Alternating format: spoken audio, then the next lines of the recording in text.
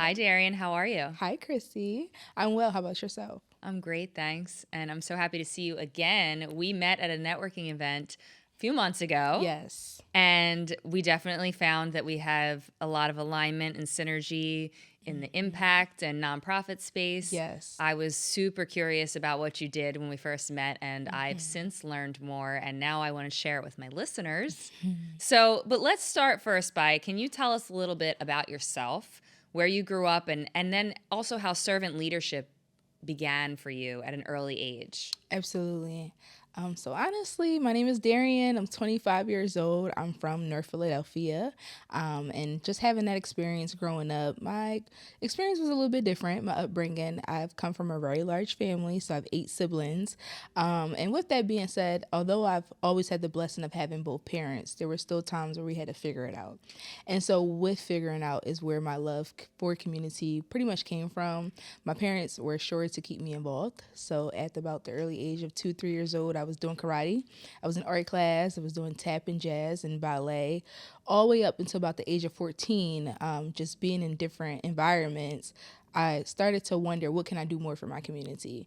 And then that's when I became involved in social impact work by way of Philadelphia Freedom Schools, which, if you aren't aware about, it's a model that was pretty much created after the National Freedom School model that came from the 1960s, inspired by the Student Nonviolent Coordinating Committee, where we had people of all races, black, white, who came together, who sought to make a difference and really yield quality education for African American students. And so that's where the Philadelphia Freedom School models comes from. And at the age of 14, a mentor who saw my desire and just want to help others, they pulled me in and they said, you know what, let's get involved. And so around 14 is when I really started getting involved in that community organizing and mobilizing work. That's amazing. I love hearing when people, especially when we meet now and I see all the work that you're doing, that seed was planted in you at such a young age. Yes, It's just shows the power of how we can instill the desire in kids absolutely. to do community work and to realize that they have the power to change things. Yes, exactly. So you went on to receive your Bachelor's of Science in Public Health and Master's of Science in Nonprofit Management. Can you tell us what inspired you to earn those specific degrees, and what were your goals or plans for how you would use those degrees towards social impact and supporting community-driven initiatives? Definitely. So, funny enough, although I've always had a love for community, I wasn't really sure what that work would look like. I knew that I loved helping people. So, when I went to Delaware State University for my bachelor's, I thought that I was going to be a nurse. And I got accepted into the nursing program, and it did not work out. And then I was very distraught. I thought my entire world was over. But I now understand that Creator, the universe, was really aligning me with what my life work would be. And so, although I did not get into nursing school, for me to graduate on time, the easiest degree for me to switch to was public health. And that was okay because it was aligned with community work. Got my bachelor's in public health, and I'm like, what now? I found this program at Columbia that dealt with nonprofit management. I'm like, this deals with community involvement. This is something I can probably, make work for myself. And I applied. I applied for the program and I got in. Although I did not get the fellowship, Columbia gave me $10,000. So I'm like, okay, now I have to really go to this program. And honestly, everything was alignment since then. And I really learned strategies for implementing community involvement and advocacy work, and just being able to implement my real life experiences to understand, like, okay, there's real strategies to solving the problems that I once experienced. And so that's pretty much how I got into it, was having that blessing of receiving a scholarship, seeing what the program was able to offer me. And then unfortunately, while being enrolled in a program, I actually had to drop out because I couldn't afford to pay my tuition at some point in 2021. So I'm going through college, my master's program, in the middle of the pandemic. And, I asked myself, like, what next? Like, how can I continue my education? And that's when it came to me, you know how to help others. And that's pretty much what led to the community curator as well. It's just developing into a model to help others, but with pure intention. Ooh, so good. This is Thank you. just, I said to you before we started, like, you are the perfect guest for this show. And I just love all the ways that this work came to be. Yes, thank It you. sounds like you said, it was divinely led. You were divinely guided to do the work that you're doing, and it sounds like it's Yes. super aligned for you. So tell us a little bit about the advocacy work that you've done. What movements have you been involved with, and which issues are you most passionate about? Definitely. So, not many people are aware, coming from a city like Philadelphia, we are the largest, poorest metropolitan in the entire nation. So, having that experience growing up, some of the things that my communities were plagued with were gun violence, obviously, poverty being the issue that's associated, food access. You hear a lot of like health diagnosis. So, these were all things that I've seen family members, friends, neighbors experience, and it made me want to advocate for it. But the biggest thing I probably would say is gun violence. Losing friends and now even students to gun violence definitely inspired me to just want to create safe spaces for youth to involve themselves and identify with that servant leadership role that someone once instilled in me. So I would definitely say gun violence and just overall creating healthy families is important to me. And you really are taking major strides towards building up organizations in the Philadelphia area to give them the support that they need. Yes. And I know just from being in the nonprofit world myself that oftentimes people have great ideas for how they can help their community, Yes. but they don't know where to start, or even just Exactly. the hurdles to becoming a 501c3 are so significant. It was one of the Yes. most stressful experiences of my life, was trying to start my nonprofit. Yes. Yes. And you're really helping, taking this knowledge that you've learned from your master's program Yes. and implementing it. So the Community Curator is a social impact consulting firm Yes. created to support individuals, organizations, and businesses in establishing, expanding, and evaluating their philanthropic footprint throughout Philadelphia communities. Yes. Can you tell us more about the curation experiences that you offer? Absolutely. Well, first, what I like to say to anybody is that you are the curator of your community. So, having that understanding that you can take the initiative to make a difference in your community, something that you see that you don't like, there are solutions for it. It's just about having strategies. So, the idea of community curation versus creation is that we're not coming into an environment to recreate something to make it purposeful. We're looking at the things that already exist in that environment and we're curating it to make solutions that are beneficial to the people that live inside of that community. So that's the idea of curation. And we have 3 phases for it. So the first one is to curate your capacity. So that goes back into that filing of the 501c3, building up the organizations, whether it be through strategic planning, board and governance, but really applying those best practices that we've seen these larger nonprofits really get the hang of it for so long, giving it to these smaller organizations. And that kind of goes into the next phase of curating your communication. So now that I'm confident, I'm strong, and I have all the things that I need to, produce my mission efficiently, how am I reaching my target audience? So those services or experiences may look like social media management, newsletter decks, pitch decks, brochures. How are you articulating your mission and telling your story? Something that Be the Good Media does. How are you telling your story and articulating that to the community, your donors, and your beneficiaries?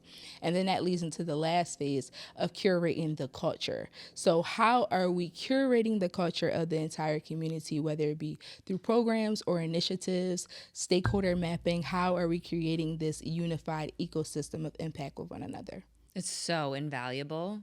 Thank Really, you. what you're offering organizations at the start, at like the infancy of their work, Yes. is the ability to kind of cut through all of the challenges and hurdles that sometimes can Exactly. keep you from making the impact, Yes. sooner. Mm-hmm. So tell us, what would you say is the greatest value for nonprofit organizations when choosing to work with a consultant like yourself?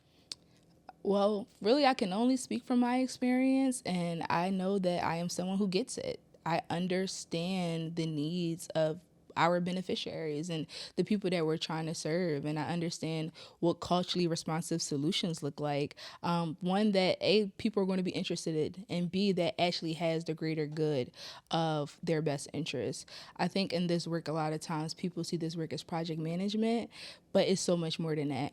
And that's why we kind of don't use that term either, because project just means, you're trying to get from point A to point Z.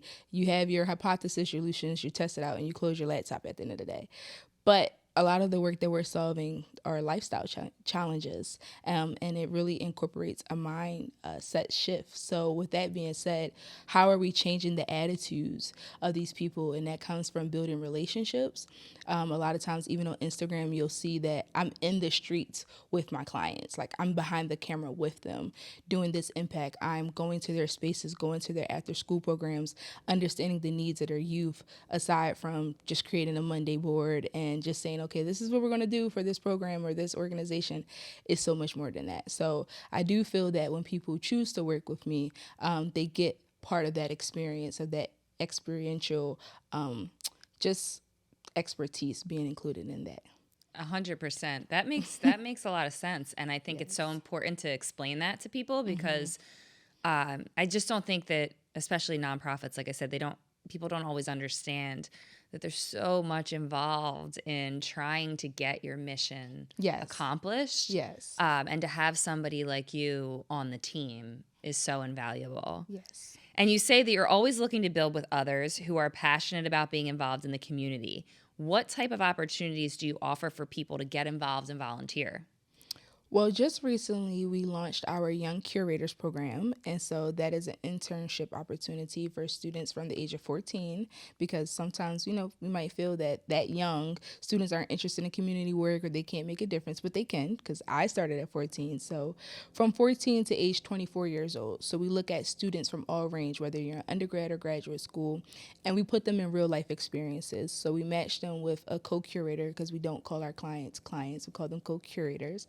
We match them with a co-curator that's aligned with their life passion. So right now we have some of our interns who are interested in being lawyers. We're going to match them with something that deals with social justice. If we have someone who's interested in being a teacher, we'll match them with something that's our organization that's advocating for quality education. So pretty much giving them those real life skills that they can implement and take in the future, whether it be fundraising, grant writing, strategic planning. They also learn skills like graphic designing as well, blogging and PR, communication. So these are all different things that people have the opportunity to learn when they choose to work with the community curator. And we're always looking for volunteers as well. So that's really incredible that you us. have that as an offering for the students, because that's a really unique offering. Yes. Really, for people that age. And you're absolutely right. 14 is not too young. I'd even encourage, people to get their kids involved in community service even younger than that. Absolutely. Teach them, what it's like to be involved and how they can make an impact. Yes. I love that you're doing that. So, as a mission-driven, for-profit company, you prioritize people over profit. Definitely. You do, however, encourage investors to support your mission. You say that an investment in your company is an investment in the community, and we now see why after you've explained everything that you're offering. Can you tell us more about how these funds help to amplify your mission? Absolutely. So even before we were established, we saw the need of our co-curators and we wanted to be able to serve them. So now having an investment fund will allow us to support with that pro bono work. And we also believe in paying our interns as well. So because I was once an intern at 15, 16, and I understood the biggest thing that I needed, yes, was experience, but I also needed money. Having that experience showed me like we have to pay our youth too. They're sacrificing their time just as any adult is, and they're building a brand for themselves. They're building their capacity, and oftentimes they have families that they are supporting, behind closed doors that we may not be aware about. So when we have our investment fund and you do invest into the community curator, you're investing into community, you're investing into youth, and you're really investing into someone's future as well. And so that's something that we really do take pride in. And I would imagine that paying an intern too gives them that incentive to want to keep coming back. And yes. Also, then the more time they spend with you or doing work with you, the more you're sort of planting that seed for them to maybe, even if they don't do this type of work as they get older, to keep this type of work in mind. Yes, absolutely. Because it's important when you're engaged in this community to understand that they need to see results. People need to see results, and people need to have that trust and know that you're not going to leave them behind or leave them hanging. So if I'm able to offer you this resource, this knowledge, this information, like you said, it helps to build that experience. And then people can see okay, not only is this experience or lifestyle, whether I choose to be a nonprofit director or not, can it be profitable, but it can also be very impactful for the community. I also love that you are a for-profit company Thank you. Yeah. that's doing good, because you know what? Yes. So is my production company. See? And I really believe in being an example for the fact that we can be for purpose, for profit, impact driven, Yes. and not have to be in a lane of a nonprofit. Absolutely. You know, and we're supporting nonprofits. You and I Yes. both are. And I deeply believe in 501c3s and what they're designed to do.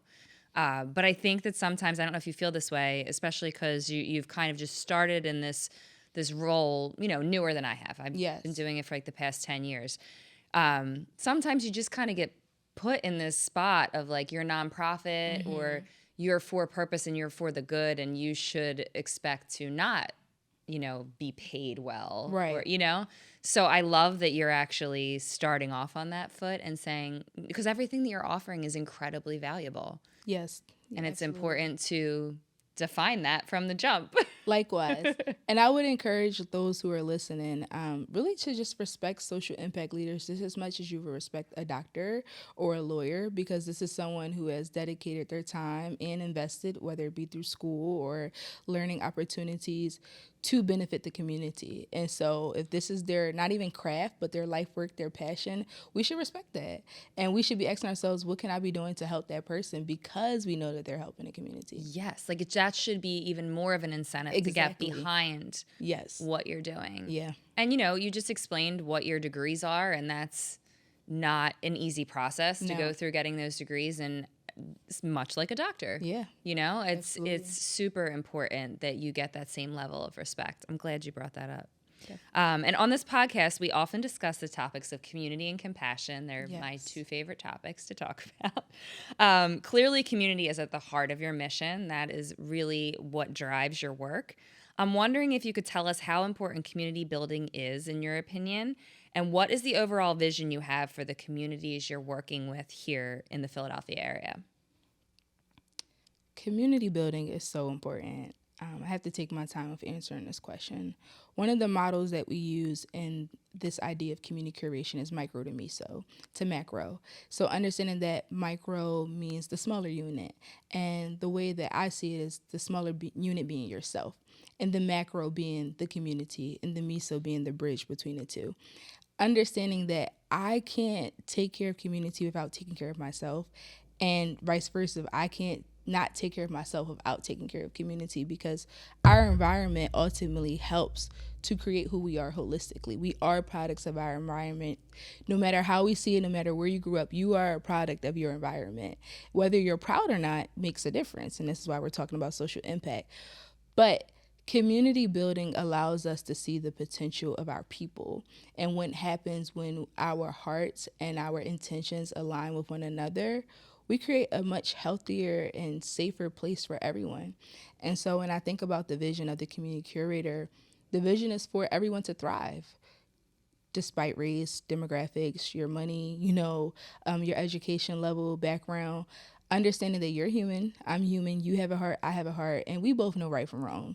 And we both know when something feels good and when it doesn't. And we could turn on the news and see this right now and ask ourselves, what more could we be doing to help this global shift of humanity? Because some things are just not okay.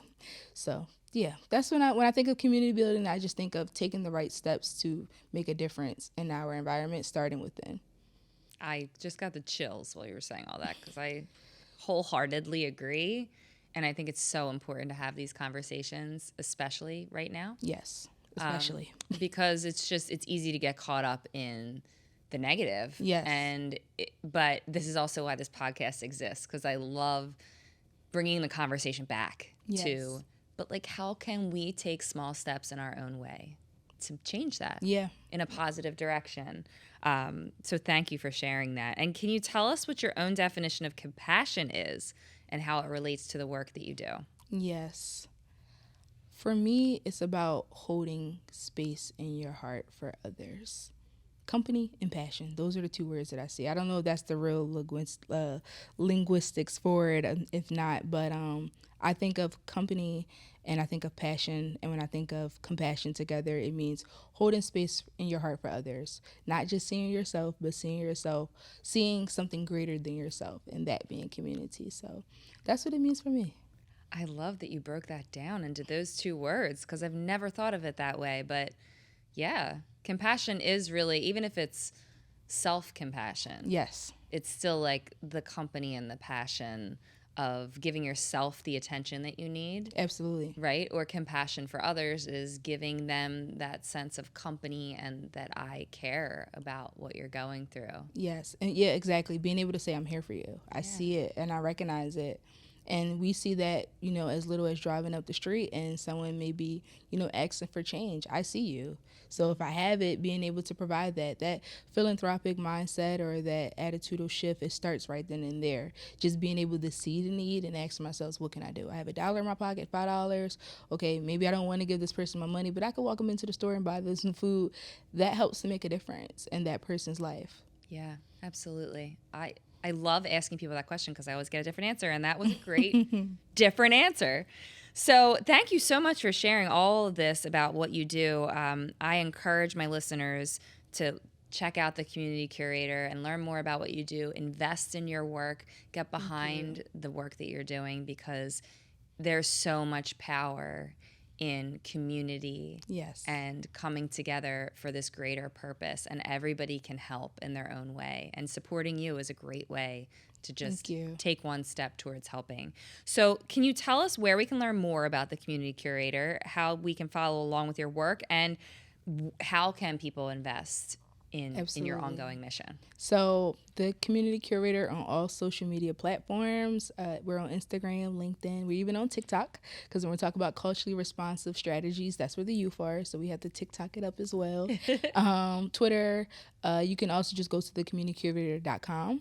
If you're looking to invest, you can go to thecommunitycurator.com/invest with us or invest in TCC. So you'll see that as well. And the fund is there. It's transparent. You can see how much we have raised. I think right now the goal is $50,000. So anybody is able to contribute to that. And just some things that we're planning to do next year.